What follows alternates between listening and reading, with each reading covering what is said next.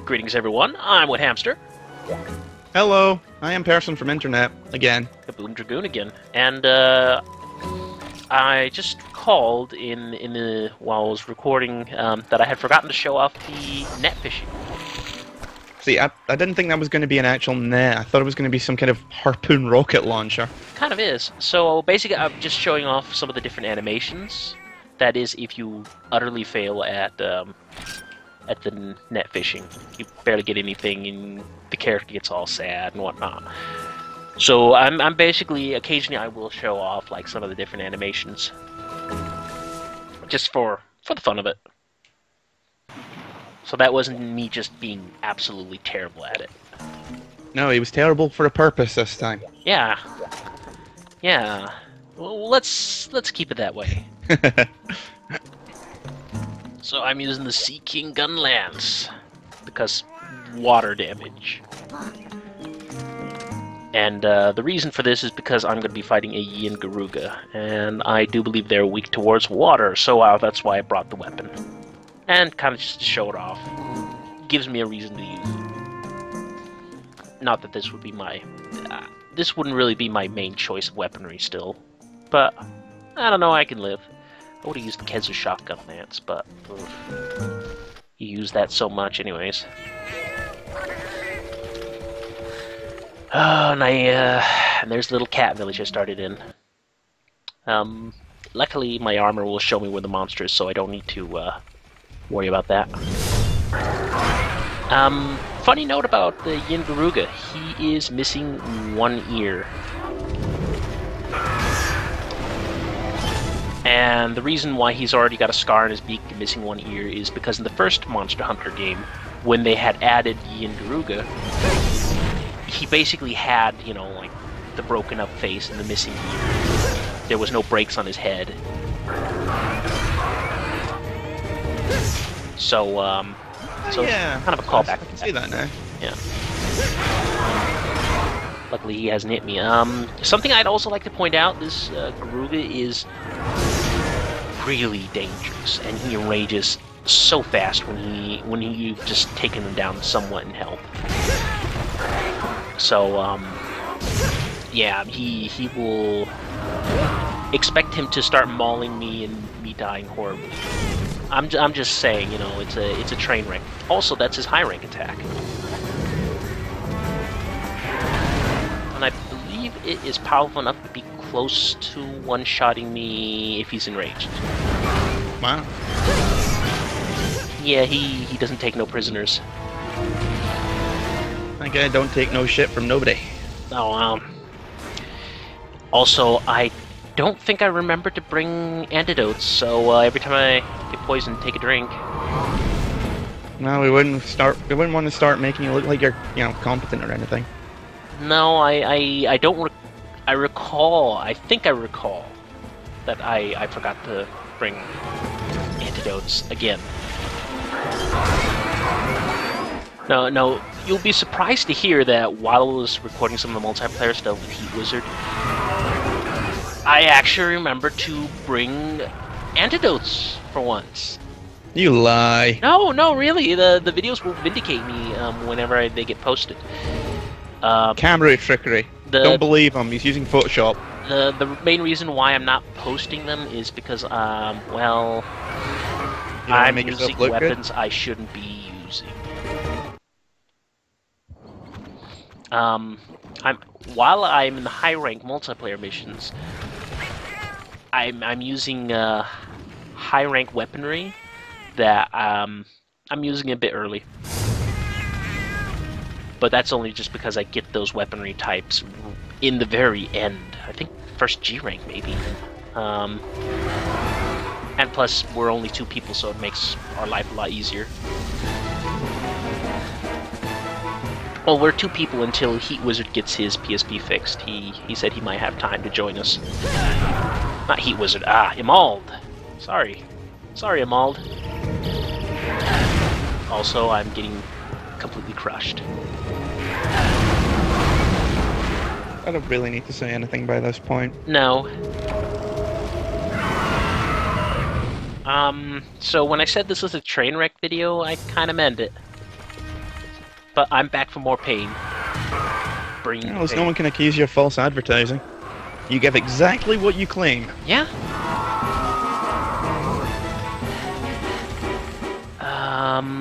I can't remember. I think I got like a silver crown on size on this Garuga, so he's pretty big. And I don't have the same advantage that I had last time, where I could on low rank, where gunning with the gun lance was ridiculous. So I can't really gun him anymore. I can just rely on that. So I will be bouncing a lot off of him. So you mentioned now you mentioned to me earlier about this lollipop chainsaw massacre. Yeah. I ordered the lollipop chainsaw, which, if you're familiar with Suda 51, the guy who did Killer 7 and No More Heroes 1 and 2, now pretty much you know what to expect. High school cheerleader called Juliet Starling is also one of the best zombie hunters around, and someone, yeah, typical bubbly, blonde hair, blue-eyed cheerleader with a chainsaw who likes lollipops. That sounds ridiculous. Oh, it doesn't even begin to. You haven't even gone down the rabbit hole of how bizarre this game is. Well, I might have to look at some point just out of curiosity. Like at one point, in the intro stage, it's her birthday and she's going to meet her boyfriend Nick. But zombies pop up. Yeah, and he gets bitten, so she saves his life by cutting his head off. She saves his life by cutting his head off. Yeah. How do you... Magic. But... How... Magic. But... She says herself. He's like, what the hell? How am I talking? I don't even have a thorax. And she's like, magical ritual. Saved your life. Better than being dead. I guess. And if people hear noise in the background, dog barking, that is absolutely normal and you will get used to it. That's right, Mr. Toto. I have Mr. Toto for commentary this time. I think. Am I being upstaged by a dog again? Exactly. Hey, it was far better commentary than we could ever think of in the third birthday when I had a pug. Low-hanging fruit again. That gay. That's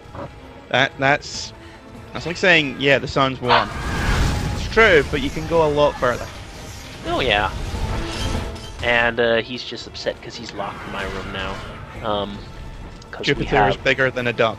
Yes, again true, but it doesn't quite grasp the scale and magnitude. No, but if he goes complete berserk, it's because someone's coming over, and yeah, and he doesn't like people coming over without his permission. Yeah, he's a dog. Anyone walks past the house and he thinks that they're coming to murder you. Pretty much. Oh, Toto, come. He's being. Sorry, ladies and gentlemen who are listening to the commentary. I'm not a horrible, cruel person to animals. He just wants out of my room, so he can cause problems. I feel bad. Terrible person. How do you sleep at night? Oh wait, you don't, I because sleep you're on a busy big tormenting animals. I sleep on a big pile of money, that's how I sleep. I get money for every animal I torture. It's true.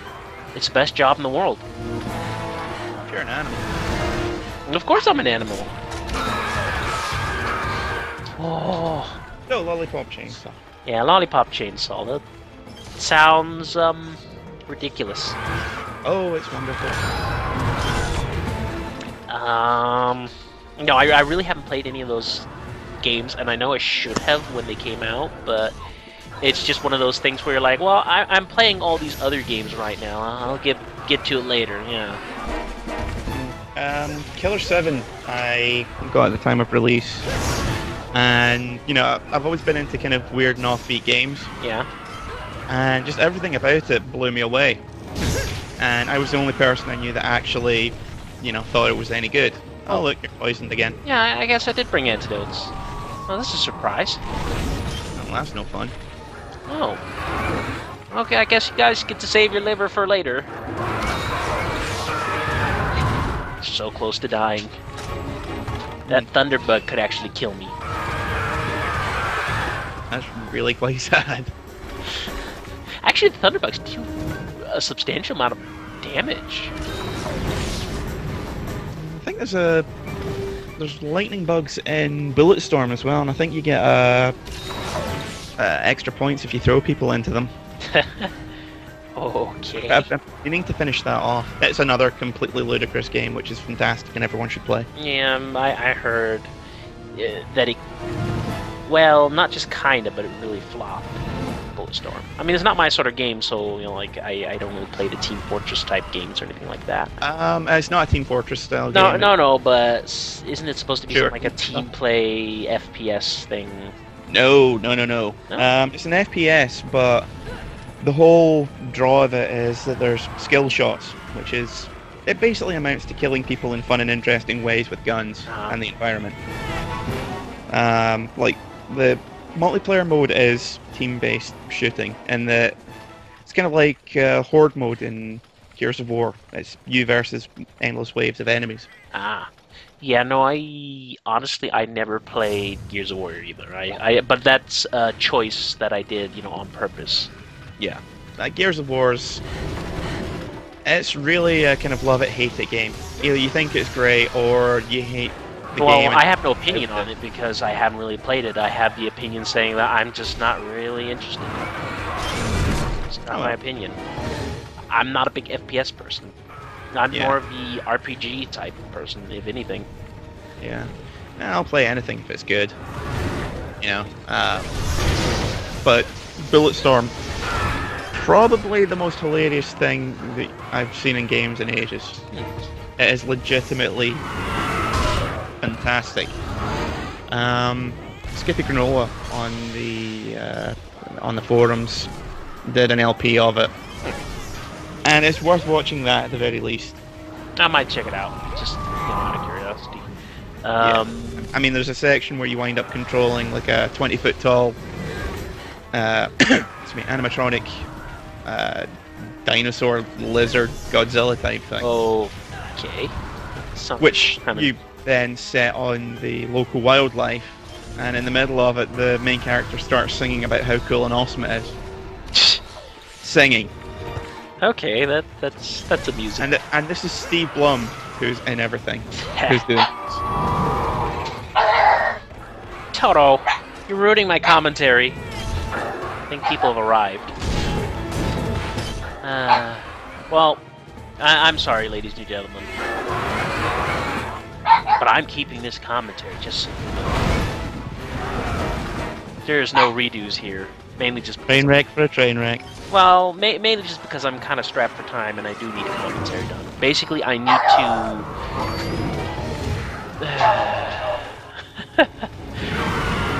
Damn it.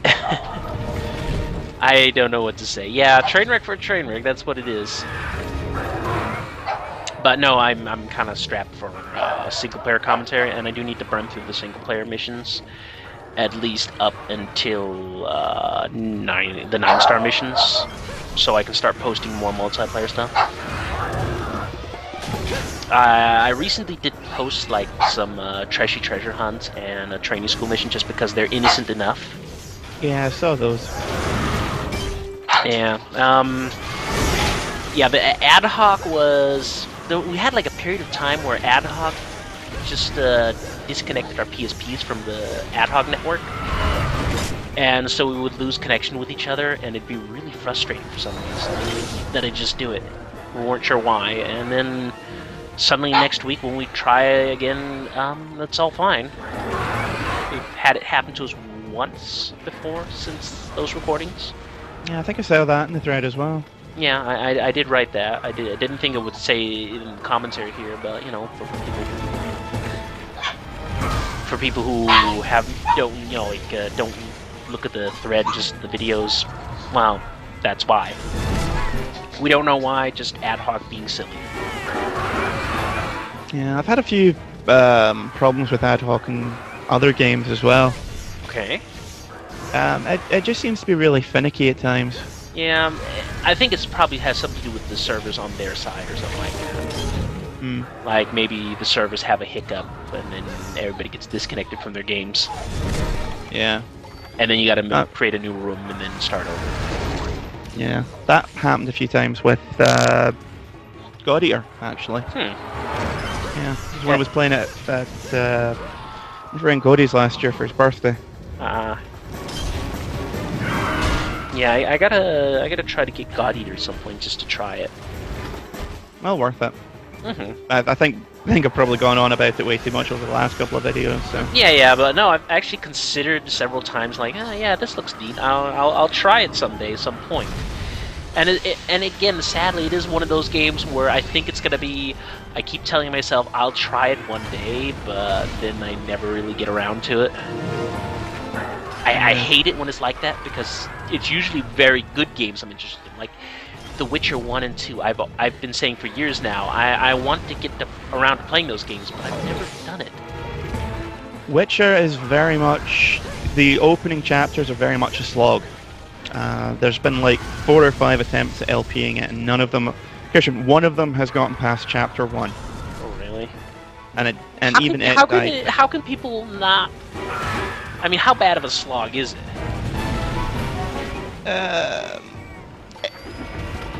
It's hard to say. It really is difficult to say because there's a lot of backtracking and running around, going from point A to point B to point C. Well, see, I like that sort of stuff. They really don't make it very easy on you. See, I don't mind that sort of stuff. You probably get into it quite easily then, because the game legitimately has a lot to offer. I mean, there's tons of in-game reading to do. You know, everything comes with its own encyclopedia entry and... Wow. That'd be a pretty huge Let's Play thread for anyone trying to do it. If you want to go in-depth with also, like, putting in the encyclopedias for people to read and thread or something like that.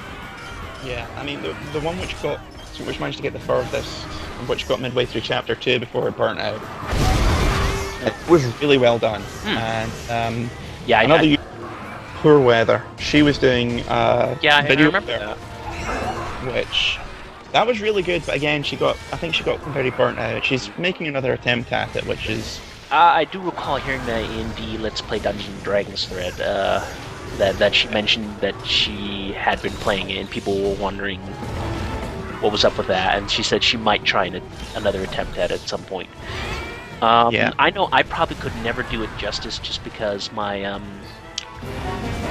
my editing skills are very meager and poor, and I don't really have patience for intensive editing. You really would need to cut a lot of the backtracking out. Well, cutting for your this out own isn't a sanity, problem. let anyone else's. It's more speeding up things and speeding up the sound and doing all these other little fancy gimmicks that I'm not very good at. Yeah, it is a good game if you're playing, but it's very difficult to actually sit down and watch. I know very little about the sequel, mainly because I still haven't gotten through the first one, and I at least want to make an attempt at finishing it before I, wind up going, "Oh, shiny," and then buy it. Yeah. I have a terrible habit of doing that. Yeah. No, if I get The Witcher, I'd probably get the enhanced versions on Steam. Yeah. Well, even if you get the standard version, the enhanced pack is a free download. Oh, well, it's just that Steam is so easy.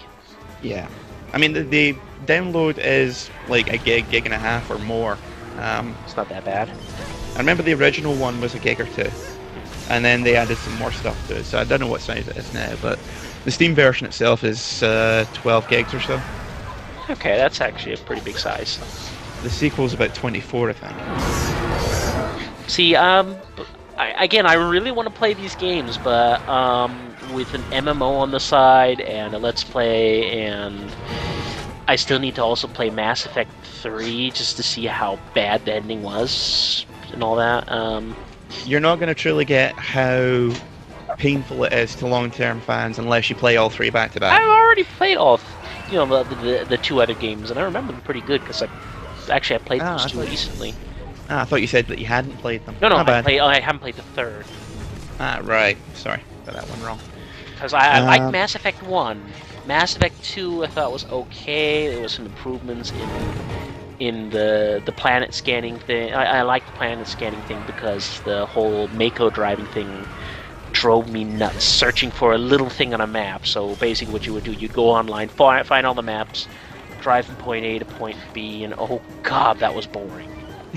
I actually managed to find a copy of the official guide, which came bundled with the art book, which is apparently very rare now. For like £5. Wow, that's pretty cheap. Yeah, my local game store was just selling all their old guides off for, a couple of pounds. So I wound up getting that, the Final Fantasy X-2 guide, and something else. And I just used the maps, because seriously, fuck bothering to go all over the planet. This was when I was doing my 360 play, because I actually did that in the PC version. And hated it so much. Yeah, that's why I kind of like the planet scanning better, because it's not as bad. Only the planet scanning, you're fucked if you're playing the, pardon my French, but if you're playing the Xbox version, because, oh boy, the planet scanning is so slow on the console version. I didn't find it quite as bad as everyone else seems to. You could spin the planet out pretty fast with the mouse, so you can get it over with quicker. Yeah. And I found that if you were doing that, then you kind of... I would always miss, like, one big chunk of Palladium or Element Zero. Yeah. But there's enough planets out there, that's the thing. Yeah, but I always have to find everything. OCD, man. OCD. Wouldn't quite call it that, but... I would call it OCD. Nah, if I know that there's... Like, if I know that a planet is rich in resources, and I've found all the big caches, and it's still saying it's good, there's still a lot to find there, then, I have to go back. Yeah. And at least get it to a level or two below that. Not deplete it completely, but I have to find all the big chunks. Also, unconscious. I just don't need to say anything. No, you don't. I just thought I'd want to point it out to the viewers. So one more knockout and it's over. But don't worry, ladies and gentlemen, the reason why I have this video recorded is because I did succeed. Otherwise, we'd just be wasting your time more than we already are, and that would be silly. Yeah, no, I could be like Suspicious Dish and do fake outs, but I'm you know what? I'm nice enough not to do fake outs. I think if you did that, I'd probably be gunning for your blood first, yeah. More than the audience. Why do you do this, man? That's not cool. At least Garuga's almost dead. The ears are flipped back. Could have been hacking zombies to bits. And playing Lollipop Chainsaw. You saw what I did there. Yeah. And in the game, oh ho ho ho. Yeah. But I'm keeping you from your Chainsaw Massacre and Lollipop Dragon's Dogma. Yeah, playing Dragon's Dogma as well. Yeah. How's that been going, anyways? Pretty good. I think I'm about a quarter to a third of the way through the main storyline. And people have been using my pawn. It's one of the big things is it's a single-player game, but people can hire. Well, you make your own character, and then you make another character who's, your sidekick throughout the entire game. Oh, okay, and then they can hire your sidekick. Yeah, you can post your sidekick online, and people can hire them. And, it sounds terribly familiar. I remember hearing something similar to it in a different game where you can post your character, and then people can like oh yeah, now I remember what it was. Final Fantasy Dissidia, where you could post your sort of character setup with an equipment. Yeah, post your ghost. Yeah, post your ghost, and then people can fight it. Yeah. Well, this, they get your pawn, they take it on quests. Name stuff. Yeah, and when you get it back, they can give it items to say thanks.